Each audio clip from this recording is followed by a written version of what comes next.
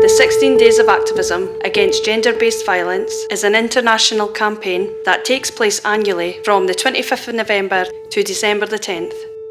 In the UK alone, in the last year, 100 women have lost their lives to gender-based violence, and these women who've died, they're not just a number, they're a person, their dreams, their lives lost, their families broken, and it's really important to remember them.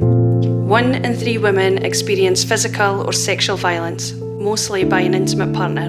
It's just not good enough to accept that men assault women and girls. Women are less likely than men to feel safe alone at night in their local area.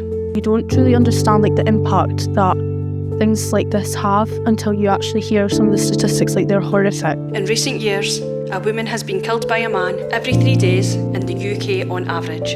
It's really important to keep it in the public domain, to keep it at the forefront of people's minds, that it is an ongoing issue. These things are issues in everyday life. Every year in Angus, events and activities are run as part of the 16 Days of Action. Being a women's service, we have always kind of acknowledged the 16 Days of Action. It's really important for us to do that. So this year we made flowers, and each flower had the name of a woman that had lost her life to gender-based violence written on it, and those flowers were laid down when the names were read out at the vigil. Do you know, it's emotional, it's you feel sad, you feel guilt, around women who have lost their lives.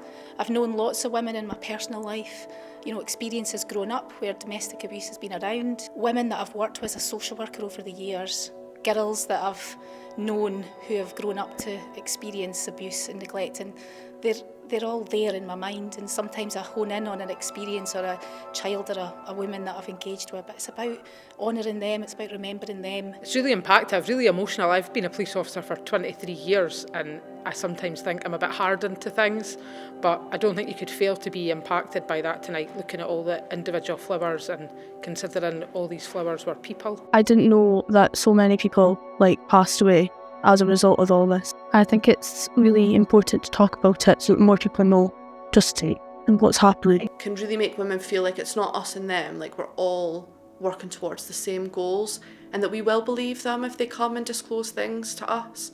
Just getting that kind of shared value across not just the service but the community as a whole is so important. Imagine a Scotland without gender-based violence. We see more and more people attending the events every single year.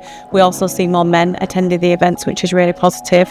This isn't just a women's issue, this is an issue for everybody, and we need men to be our allies, and we need men to engage in this, to have those difficult conversations. Actually, as a parent, I can probably do much more. So thinking about, I'm parenting a 14-year-old girl, an 11-year-old boy, I'm an auntie, I'm a neighbour. I go out with friends, groups of friends, comments are made, stories are told. Do I do enough? As a person, as a friend, as a colleague. So actually that's what we can do. It's the ripple effect of the small things that will bring a big change. I'd rather spend time and resources preventing issues happening than having agencies such as the police come to proactively investigate another tragic situation. So we need to really push the prevention message. Yeah, I think there's a lot of positive things that we could do. Education, getting it more into the public domain, getting it more a topic that people are happy to speak about, and work together as a sort of community to try and combat it. Join us for workshops and events across Angus, tackling violence against women and girls.